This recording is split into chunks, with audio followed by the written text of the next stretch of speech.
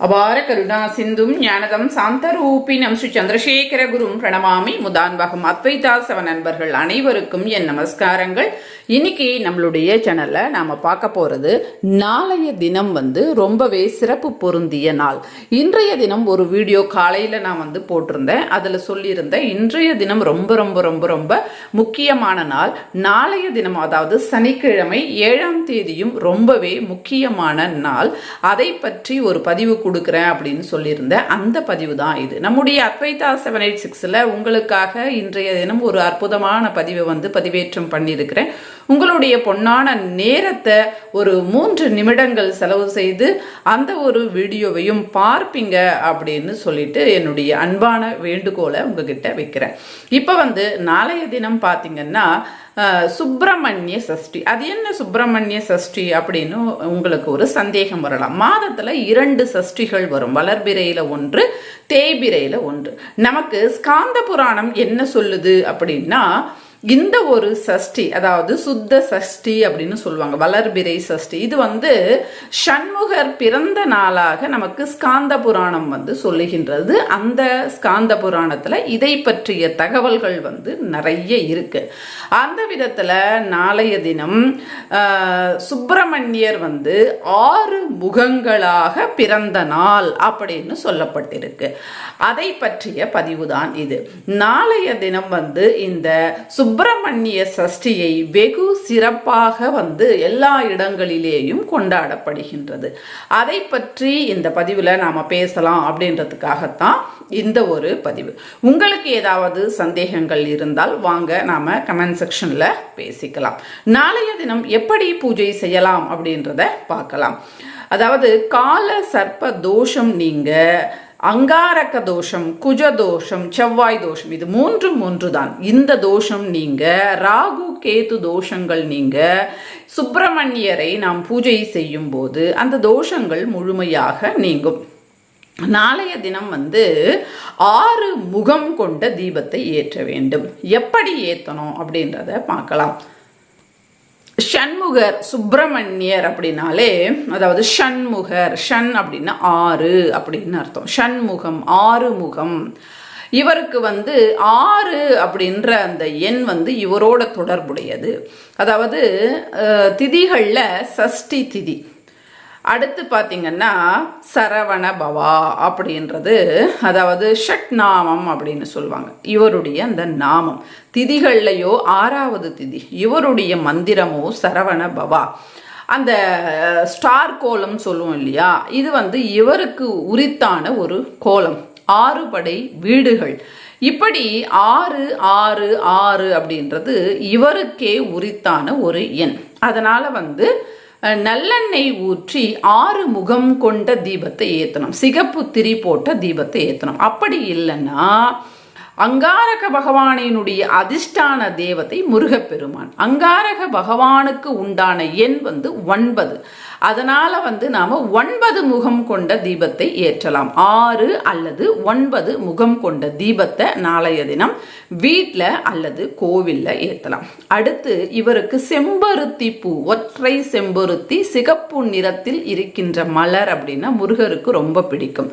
அதை மாலையாக தொடுத்து போடுவது சிறந்தது. அது கிடைக்கல அப்படின்னாக்கா சிகப்பு ரோஜா, அதை வச்சு இவருக்கு பூஜை பண்ணலாம். அதுவும் இல்லை அப்படின்னா சிகப்பு அக்ஷதை, குங்குமம் கலந்த அக்ஷதையால போற்றிகள் முருகப்பெருமானினுடைய அந்த 108 நாமங்களை சொல்லி நாம் பூஜை பண்ணலாம். அப்படி இல்லைன்னா ஓம் சாம் சரவண பவா, சா பக்கத்துல கால் வரணும், சாம் சரவண பவா அப்படின்னு சொல்லிட்டு 108 முறை செம்பருத்தி பூவோ அல்லது சிகப்பு ரோஜா பூவோ அல்லது அக்ஷதை கொண்டோ பூஜை செய்யலாம். அக்ஷதை கொண்டு பூஜை செய்யும் போது ஒவ்வொரு அக்ஷதையாக பூஜை செய்வது சிறந்தது. நிறைய அக்ஷதையை பயன்படுத்தக்கூடாது. அடுத்து பார்த்தீங்கன்னா நாளை உச்சரிக்க வேண்டிய மந்திரத்தை பார்த்துட்டோம், பூவை பார்த்துட்டோம், தீபம் பார்த்துட்டோம், என்ன தோஷங்கள் போகும் அப்படின்றத பார்த்துட்டோம். நைவேத்தியம் துவரையால், அதாவது துவரம் பருப்பால செய்யப்பட்ட நைவேத்தியத்தை இவருக்கு வைக்கலாம். துவரம் பருப்பால என்ன நைவேத்தியம் வைப்பது அப்படின்னா பாயாசம் செய்து இவருக்கு வைக்கலாம். நாளைய தினம் பூஜை செய்யும் போது உங்களுடைய ஜாதக புத்தகம் இருந்தால் அந்த பூஜையில் வைத்து பூஜை செய்வது சிறந்தது. பிறகு அந்த ஜாதக புத்தகத்தை எடுத்து நீங்க எங்க வைப்பீங்களோ அந்த இடத்துல வச்சுக்கலாம். மார்கசிரிஷ மகாலட்சுமி பூஜையில நிறைய பேர் ஒரு சந்தேகம் கேட்டிருந்தாங்க. என்ன சந்தேகம் அப்படின்னா, அதாவது அந்த கலசத்தை எப்போ எடுக்கணும், தேங்காயை என்ன பண்ணணும் அப்படின்னு. நாளைய தினம் சனிக்கிழமை என்று எடுத்து விடலாம். தேங்காயை ஏதாவது சைவ சமையலுக்கு பயன்படுத்தி கொள்ளலாம். இந்த மாதிரி கமெண்ட் செக்ஷனில் நீங்கள் கேட்குற கேள்விகளுக்கு நீங்கள் உங்களுக்கு சந்தேகங்களை கமெண்ட் செக்ஷனில் சொல்லுங்கள். எல்லா சந்தேகங்களையும் நான் படிப்பேன். அதற்கு உண்டான பதிலை இந்த மாதிரி வீடியோக்கள் மத்தியில் நான் கொடுக்குறேன். அடுத்து ஜாதகத்தில் ஜாதகம் எடுத்து பூஜையில் வச்சுட்டீங்க, பூஜை பண்ணிட்டு எடுத்து உள்ள வச்சுடுங்க. இந்த மாதிரி செய்யலாம். நாளைய தினம் கோவிலில் இந்த அபிஷேகம் செய்வது சிறப்பு. அப்படி இல்லைன்னா வேல் முருகர் சிலைகள் இருந்தால் வீட்டிலேயே செய்யலாம். என்னென்ன அதற்கு உண்டான பலன்கள் என்ன அப்படின்றத பார்க்கலாம். பாலால் நீங்கள் அபிஷேகம் செய்தீங்கன்னா உங்களுக்கு ஆயுள் பெருகும். தயிரால் அபிஷேகம் செய்தால் சந்தான விருத்தி என்பது ஏற்படும். குழந்தை இல்லாதவர்கள் இந்த மாதிரி தயிரால் அபிஷேகம் செய்துக்கலாம். தேனால் அபிஷேகம் செய்தால் புத்தி, நல்ல ஞானம் என்பது ஏற்படும். சர்க்கரை நீர் கொண்டு அபிஷேகம் செய்தால் கஷ்டம் நீங்கி எல்லா சம்பத்துகளும் கிடைக்கும். நெய்யால் அபிஷேகம் செய்தால், அதாவது நெய்யால் எப்படி அபிஷேகம் செய்யணும்னு போன பதிவில் உங்களுக்கு சொல்லியிருக்கிறேன். அதாவது வெந்நீர் காய வச்சு அதில் நெய்யை வச்சு அது உருகிய பிறகு அந்த நெய் கொண்டு, ரொம்ப கொதிக்கிற நெய் கொண்டு செய்யக்கூடாது. அது கை வச்சு பார்த்து பொறுக்கிற சூட்டில் இருக்கணும். சூடு ஆறிய பிறகு செய்யணும். உருக்காத நெய் கொண்டு அபிஷேகம் செய்யக்கூடாது அப்படின்னு நம்முடைய பிரமாண கிரந்தங்கள் சொல்லுகின்றது. அடுத்து வாழைப்பழ இந்த நெய்யால் அபிஷேகம் செய்தால் மோட்சம் என்பது ஏற்படும். வாழைப்பழம் அதை நல்லா பிசைஞ்சு அதை அபிஷேகம் செய்தால் ஒரு சில வேலை பார்த்தீங்கன்னா கை வரைக்கும் வந்திருக்கும், ஆனால் அந்த வேலை நடக்காது. அந்த மாதிரி வேலைகள் நடக்க இந்த அபிஷேகம் சிறப்பு. ஆரஞ்சு பழத்தால் அபிஷேகம் செய்தால் விவசாயம் நல்லபடியாக மேம்படும். இளநீரால் நாம் அபிஷேகம் செய்தால் சம்பத்து விருத்தியாகும். கடன்கள் அடையணும் அப்படின்னா அரிசி மாவில் தண்ணீர் கொண்டு கலந்து அந்த நீரால் அபிஷேகம் செய்தால் அது எவ்வளவு பெரிய கடனாக இருந்தாலும் அடையும்.